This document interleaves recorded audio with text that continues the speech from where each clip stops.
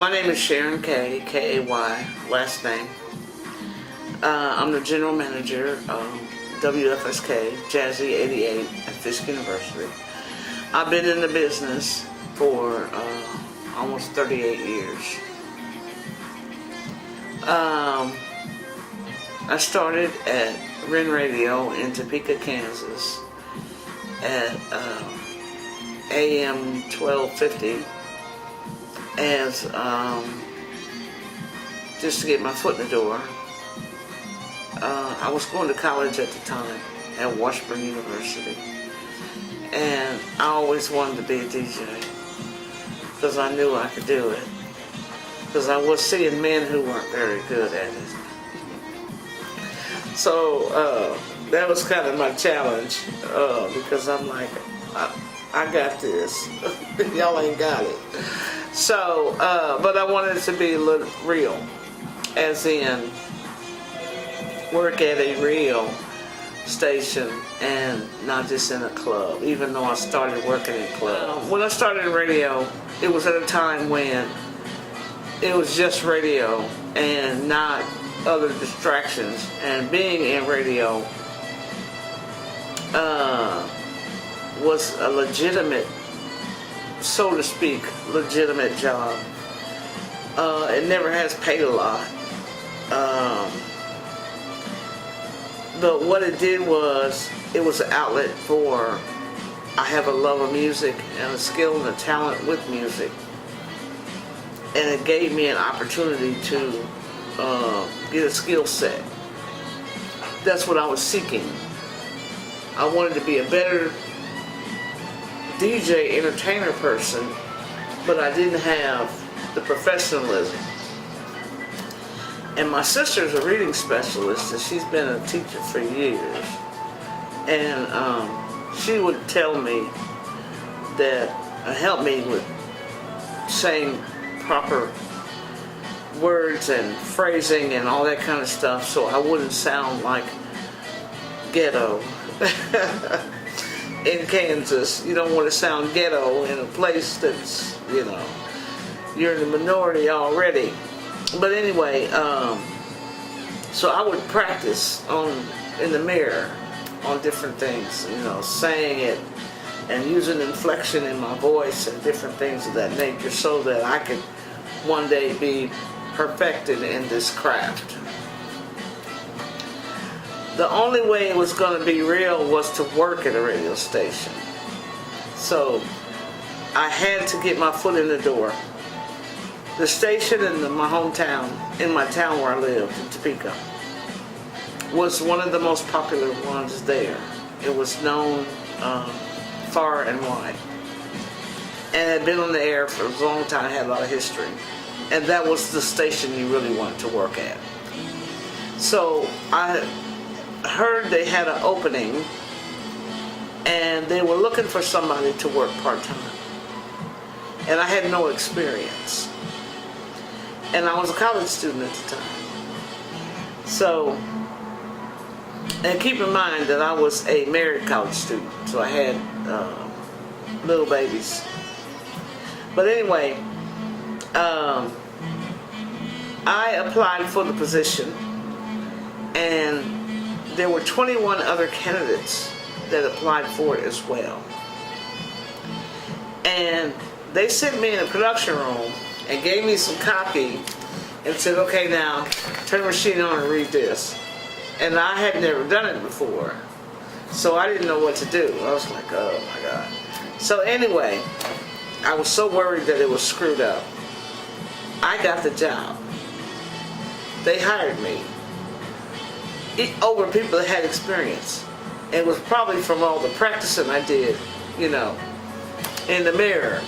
Because I'm sitting there like, but it's on audio, so you can't see the paper shaking, you know, you can't see it, you just, but I have a distinct voice, and I think that's what they were looking for. So when I got the job, I started out working on weekends from midnight to 6 a.m. And all I did at night would switch. That's when we had reel-to-reels. And this station had, after from about 10:30 at night till about midnight or 2 o'clock in the morning, they had religious broadcasting on, Jerry Falwell, and the Old Time Gospel Hour, because that was money, you know. So my job was to change the reels to reel-to-reels, to take the meter readings on the station, because it was AM. You used to have to change the power manually, change the power of the station. And you had to do the readings manually. Everything was done manually. So they needed a person in there to do that. So that was my job, to play the tapes from 10, actually the tapes started at 10. And then they ran until about maybe 4 or 5 in the morning. Then they had other recorded stuff, but it was reel-to-reels. And somebody had to physically put the tape on the machine, feed it through, get it started, cue it up, and get it ready, and sit at the board and push the button. Now there's a picture in here, that picture right there, the black and white one, that's where I was. That's how long ago it was. And that's the station where I started. And as you can see, that's an old board and old turntables and all that. Was it. That's the same studio that I started in my career. So the radio was different then, but radio had a significant place in the hearts and minds of the people. And I liked that spot. It meant a lot to them. They would turn it on when they got in the house, or they would turn it on in the car. It alerted people to disasters, to weather, to whatever.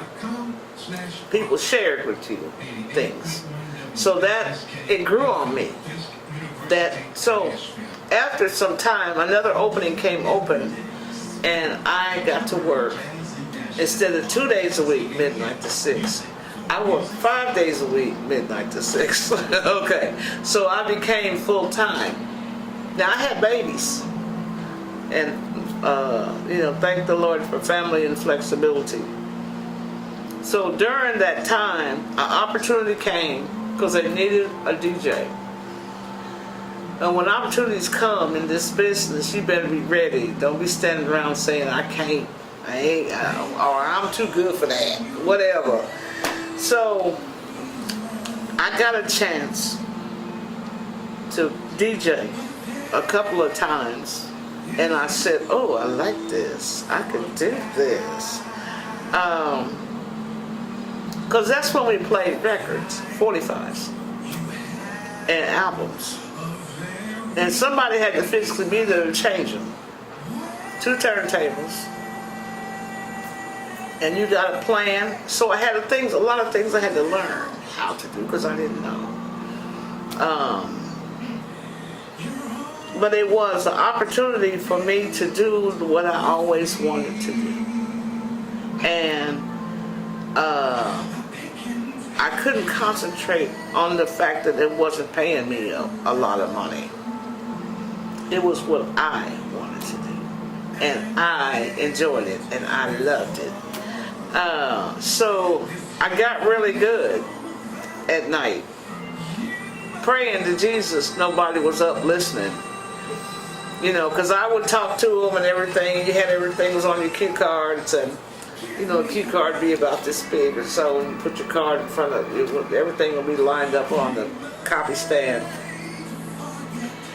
And I just would be embarrassed if I knew I mispronounced the word, or because people would be laughing at you, because you know how folks are, especially black folk. We making fun of each other. And at the time when I was on that station, I was the only African American in the whole city on the air. So that wasn't no pressure at all, was it? I was the only. And at that station, I was the first. So that, meant I had to, and when I say first, I mean the first one to succeed. I understand from somebody told me that there was a lady who came in back in the 40s or something like that for 15 minutes. She may have, but she didn't last and she didn't succeed. When I left my station to come here. It was front page news, and there's the article right there. So I mean, when it's different, you know, when I say I'm the first, I mean I left as a star to come up to Nashville, because I had gone from doing that stuff to a full-blown. I was a talk show host. I did the midday show from 10 to 2. I had a talk show on Sundays. I had learned how to do so many things. I had been the public affairs director, the public service director. I was one of the major personalities. And it just was rare for a black woman, or a black person period, at a non-black station to get that status. And it came from working hard. You know, I learned the business. And I had a great mentor that up until he passed, that I met there. He was my boss. And he was a legendary man out of the Midwest on air. He had worked in Miami and New York and all over the country. And he told me one day, he said, Sharon, you have talent, and if you listen to me, because I must have been hard-headed, I don't know. But he said, if you listen to me, I will teach you some things. And he did not want me DJing. He said, that's a waste. He's actually the person that I need to credit. His name is Dick Ward Fatherly. I have to credit him with sending my radio career in the path it is today. He told me in 1981, I think it was 81, that we would no longer be playing records in the future in radio. I was like, oh, not that he's old, he just don't know. He said, no, for real. Machines are going to take over for people. Well, this is 81, okay, that's 30 years ago. I didn't believe it. And he said, because I was hard-headed, but he said that you need to learn how to be a news anchor or a talk show host, because you'll always have a job there. And we can get a monkey to play music. I was like, oh, that's messed up, you know. A machine, a monkey, oh Lord, I mean, you know, come on. Now let's think about today's world. But my point is that he took me, he said, just trust that I know what I'm doing. And I did trust him. He helped me to learn how to write news, how to gather news, how to report disasters. Because in Kansas it had tornadoes and stuff all the time. So you had to be good to tell people to take cover. You need to immediately move away from all windows and moving over. I mean, you have to go into this whole mindset. And then he helped me put together my first talk show, which was on a Sunday. And it was called, I'll think of it in a minute, it'll come back to me because I had 4 shows. And no, it's called Talk of the Town. That's what it was. Because it's similar to what I do today with the 4-1 show that I host. But the Talk of the Town, I was the producer, the director, the writer, and the salesperson. And it was on from 2 to 4, from 2 to 3. And what I did was I interviewed the black community. I interviewed people in the community that had done things, that like dentists or physicians or people like that had brought something to the table, so to speak. Then I found my own sponsors. So the show started paying for itself. And they looked at the ratings and they were like, there's people listening out there. Exactly. So when it went from 1 hour to 2. So that meant my workloads get. Now I didn't take really calls.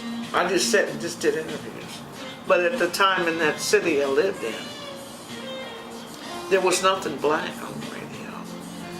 And for let alone the people to be the guests or whatever. So everybody black in town was listening because it was the talk of the town for real. I would have the mayor in and, press them on issues, and the Parks Department and want to press them on issues. Why y'all taking our tax money and we don't get to see anybody but Bobby V and Frankie Valley and all these people. We want to see the Four Tops. We want to see, So it was very successful.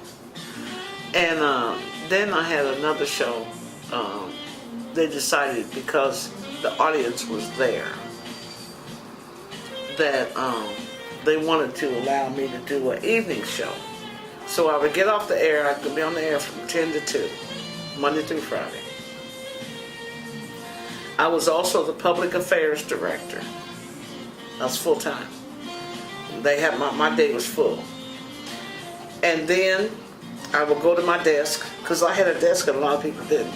It was amazing. When you got somebody that's on your side, they'll hook you up. He said, you need a place to sit to do all this stuff that we can give you to do. I'm like, okay, cool. So I had a nice little section, a nice desk. And it was right by the door. I didn't miss nothing. I loved it.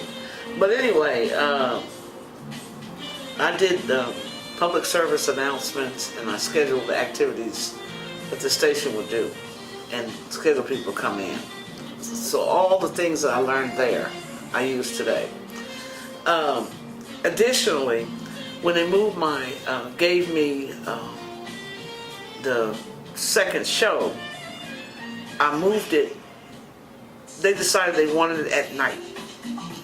And it was on from 6 to 7 p.m., Monday through Friday. So I would do my DJ thing from 10 to 2. From 2 o'clock to about 5, I would go to my desk and do paperwork and all the other stuff they needed me to do. Part of that was I learned how to do the public file for the radio station. And when you're in radio and television and you're licensed, if you've got a messed up public file, you might as well shut your doors, because you're asking for problems. So I learned early in the game how to do the public file, how to maintain it and keep it up to date. Back then, it was called ascertainment, and that's how you kept your license, because you have to, about every 8 years, you have to renew your license, or you are not operating legally. So he taught me how to do that as part of my job, in addition to all the other stuff. So what he was brilliant. He showed me how to do that, and then I solved that problem for the radio station. They didn't have to worry if it was maintained or not, because I was the person who was over all the scheduling of all the people and all the events and all the activities. So it showed clearly that our station was a part of the community, because I orchestrated all of it. I kept all the records on it, knew how to keep the records, and maintain the file. And they loved it. I mean, it was perfect. It was like perfect. And I didn't even think at the time until just recently, until I got here. Every single skill that I use today as a general manager, I learned at that station there. Everything I do today. Because a lot of my work is paperwork and staying up on regulations and laws and rules and etc. And there's not a bank of attorneys here like it is at corporate. So that means I got to pay attention to really what's going on as things change in our field. But anyway, my evening show. So I produced it. I wrote the scripts. I mean, just everything. It was a call-in show. They gave me a call-in, so I got to talk to people. So it was awesome. And I'm just leaving out a lot, but my point is that the business has come full circle for.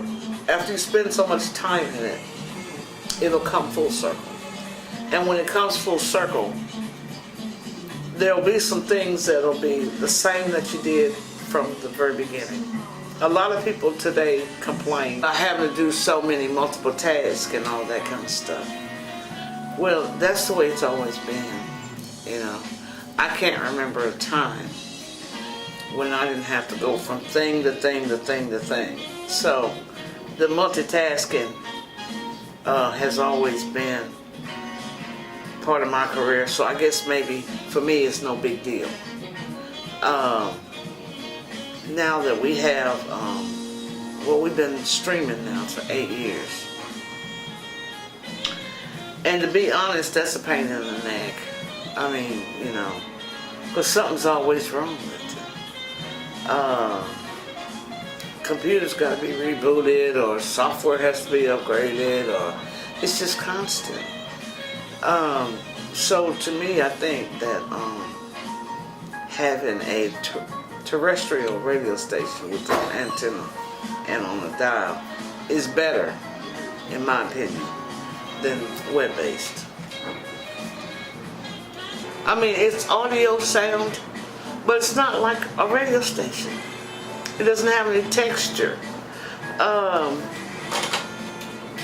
You can't get close to the people. I don't want to read your post. I want to see your face. You know, I don't want ranting and raving. I want to go somewhere to an event and there you are. It's not personable. You don't ever know who you're talking to. It's out. You're just talking to the air. You don't know. But with the radio, people pick up the phone and call you. You know, you have I really feel like I can relate to them. It's hard to build an audience unless you're a millionaire or corporate. Then you can sign up 50 million people up and offer a service because you already have a big threshold that everything is built on. I mean, yeah, it works for them. But for the regular James and Joes out here, how do you market to people? Okay? You gotta have time and treasure to do it. And you gotta have the talent. You gotta have people you pay to sit and trick the tricker all day. I mean, it's just a lot of work. And for a result that you may not even be able to measure. I think our station has probably at the end of the week, about 100,000 people listening. But I can't touch them. And they're not giving, okay? So they're getting it for free. When we do fundraisers, they don't give. Okay? Because they don't have a vested interest in it. And I think when people don't have a vested interest in stuff, they don't care. It's so available.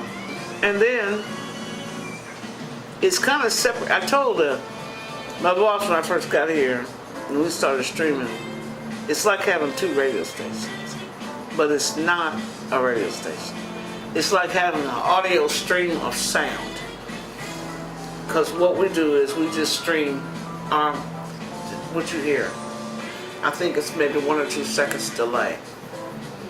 But I mean, for people that have never been on the air or been part of the air, the whole air piece, they don't know the difference.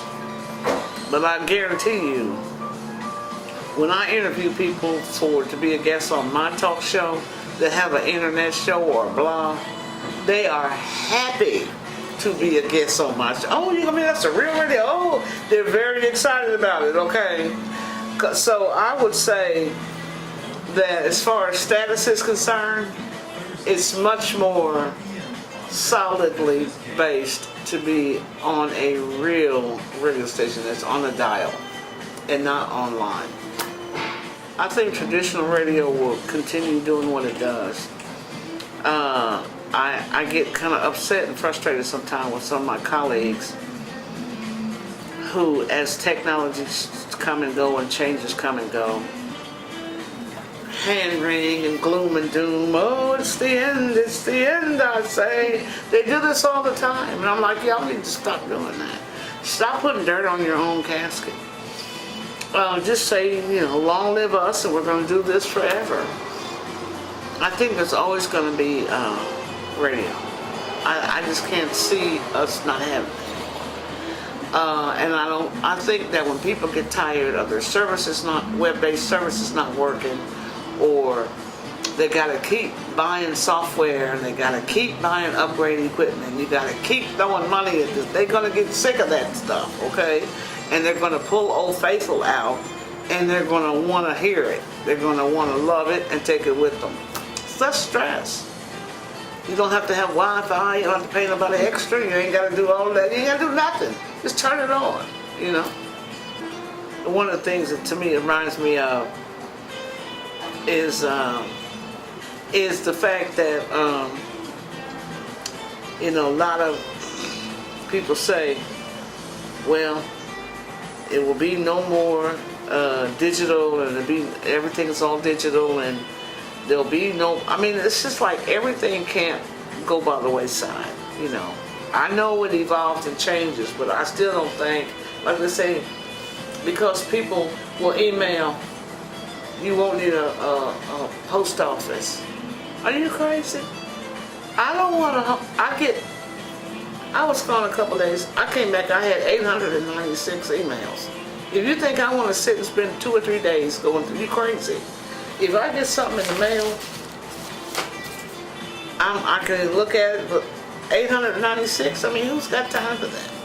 So, I mean, I'm just thinking that, you know, people just need to slowly roll on some stuff. We can still have this, but we can have that too. We can sample over here and we can sample over here. And I don't think we need to get rid of everything to make way. I don't agree with that. I think it's crazy.